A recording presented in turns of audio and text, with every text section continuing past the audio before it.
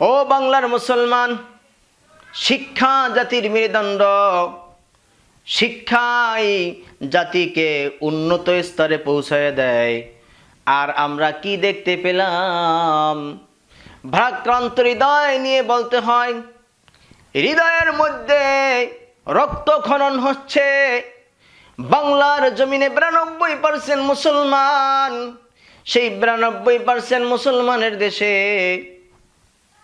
Primary লেভেলে নৃত্য শেখানোর জন্য, সঙ্গীত শেখানোর জন্য তারা আলাদা করে শিক্ষক নিয়োগ দিচ্ছেন। অথচ ধর্মীয় শিক্ষক অত্যাবশ্যকীয় ছিল।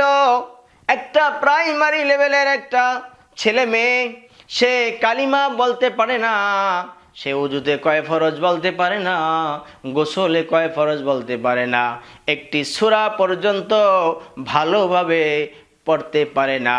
তাই হৃদয়ের মধ্যে রক্তক্ষরণ হয়, উদ্বেগ বেরিয়ে পড়ে। কিভাবে 92% মুসলমানের দেশে, যেখানে সংখ্যাগরিষ্ঠ মুসলমান, সেখানে তো প্রাইমারি লেভেলে হইলেও একজন ইসলামিক শিক্ষক নিয়োগ দেওয়া অপরিহার্য ছিল, অত্যাবশ্যকীয় ছিল, খুবই দরকার ছিল।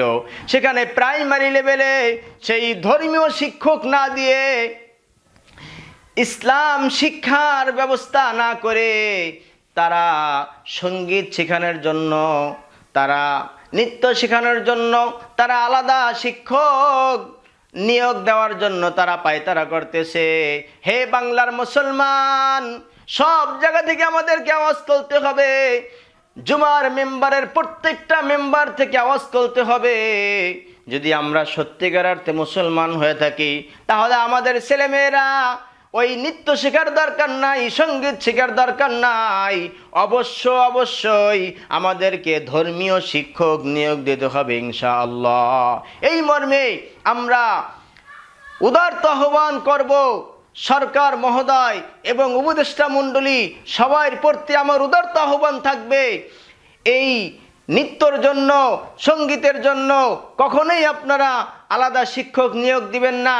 আপনারা ধর্মীয় শিক্ষা করার জন্য অবশ্যই আপনারা শিক্ষক, ধর্মীয় শিক্ষক দিন, নিয়োগ দিন, যার মাধ্যমে ছোট ছোট ছেলেমেয়েরা কালিমা শিখতে পারে, উযু শিখতে পারে, গোসল শিখতে পারে, নামাজ শিখতে পারে।